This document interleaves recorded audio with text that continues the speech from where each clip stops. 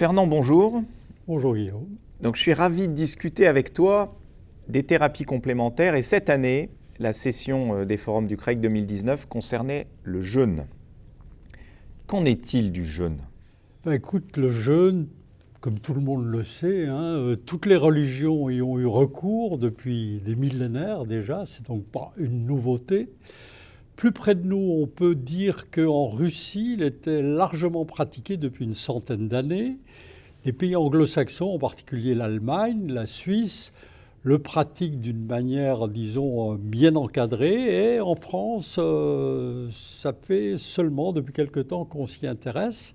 Et si j'ai voulu mettre à l'ordre du jour cette session de la commission des thérapies complémentaires, c'est parce qu'il y a eu des polémiques dans les journaux. D'un côté, certains sont pro-jeûne, si je puis dire, et d'autres trouvent qu'il y a quand même une dérive, parfois même des dérives qui peuvent être considérées comme sectaires, ayant ému les Miviludes. Et c'est pour ça que j'ai voulu qu'il y ait vraiment une session avec 4 intervenants qu'on peut dire de très haut niveau lors de notre réunion. Alors en premier lieu, j'ai proposé à Françoise Villelmy de Toledo, que tu connais également, qui dirige le centre du jeûne à Überlingen sur le lac de Constance. Elle a fait en juin dernier le congrès de la Société allemande du jeûne, il y avait plus de 500 personnes, j'y étais, et elle a publié un excellent travail sur 1420 cas à peu près, des jeûnes allant de 4 à 21 jours et où était mis en évidence non seulement le bienfait sur le plan métabolique, mais également au niveau du bien-être, de l'état comportemental des individus qui l'ont suivi, etc. Et je sais qu'elle a publié encore récemment, mais je n'ai pas vu les travaux, sur la NASH, qui est quand même un sujet qui est de plus en plus à l'ordre du jour. Voilà, en ce qui concerne une des premières intervenantes. Et puis, il y a 2 ans, j'avais participé à Gustave Roussy, à une réunion sur jeûne et cancérologie. Était là également l'Italien Walter Longo, dont on parle un peu partout, dans les médias en particulier. Il exerce en Californie. Et il a pu mettre en évidence, chez la souris au départ, mais maintenant également chez les cancéreux, que le jeûne permettait, à tolérance égale, de multiplier par 2 ou 3 les doses de chimiothérapie. Mais, il y a un mais quand même, c'est que certains cancéreux ne sont pas en état de pouvoir supporter le jeûne, vu la sarcopénie dont ils peuvent être porteurs, ils peuvent être dénutris.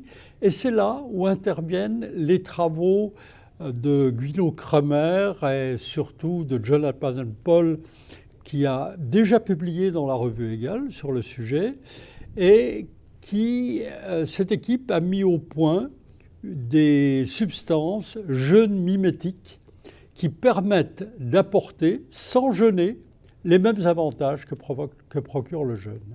Voilà. Et donc, ces 2 interventions, on les retrouvera dans la revue Égale, qui publie également les résumés des présentations qui sont faites à cette occasion. Très bien. Et qu'en est-il à propos des Mickey, Guillaume ? Est-ce que tu as une idée concrète sur le sujet ?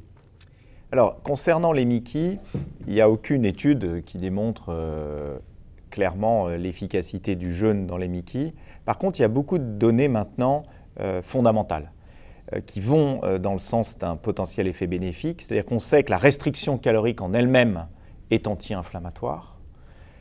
On sait que le jeûne entraîne des modifications bénéfiques du microbiote vers un microbiote anti-inflammatoire avec plus de bifidobactéries, de lactobacilles, de Faecalibacterium prowazekii. Voilà. On sait ensuite que le fait de jeûner permet de partir ensuite vers une autre alimentation, de changer, de corriger ses défauts alimentaires, d'aller vers une alimentation un peu anti-inflammatoire type régime méditerranéen. Et enfin, on sait, et c'est probablement très important au niveau comportemental dans les Mickey, qu'il y a un bénéfice dans le bien-être, car ce switch métabolique qui arrive au 3e jour, donc probablement il y a un intérêt plutôt du jeûne prolongé, entraîne une stabilité émotionnelle et permet d'avoir vraiment un effet de thérapie comportementale chez l'individu.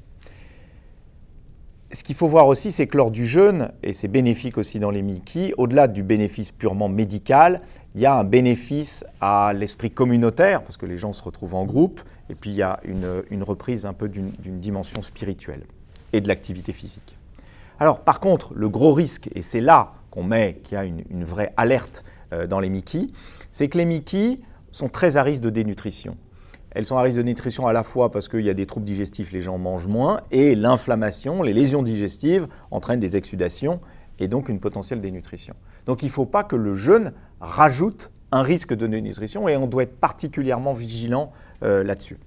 C'est pour ça que le jeûne dans les Miki doit être absolument médicalisé. Il est hors de question, à mon sens, d'aller faire un jeûne comme ça parce qu'on en a décidé dans un centre de jeûne. Alors, ce qui est intéressant, on essaie bien sûr de monter une étude pour évaluer ça, mais pour l'instant, je dirais qu'il y a surtout Jacques Roulier qui dirige une association qui s'appelle Jeûne et Randonnée et qui en tout cas essaie d'avoir cette dimension médicale. Donc on vous donnera des informations l'année prochaine, mais c'est sûr que c'est une voie très intéressante qui doit être scientifiquement... Ce qui me semble intéressant dans ce que tu as dit, c'est l'ajout de l'activité collective, si je puis dire. Ça me rappelle une publication de l'ancienne rédactrice en chef de Nature qui a fait cette même constatation à Lourdes. Dans les miracles de Lourdes, c'est rarissime les miracles, hein, mais le vrai miracle, c'est la vie en communauté, où on n'est plus isolé, on n'est plus tout seul, et là on est reconnu comme être humain. Et ça peut être un ajout, disons, dans ces jeûnes communautaires. Merci beaucoup Fernand Merci et Guillaume. à l'année prochaine. À l'année prochaine.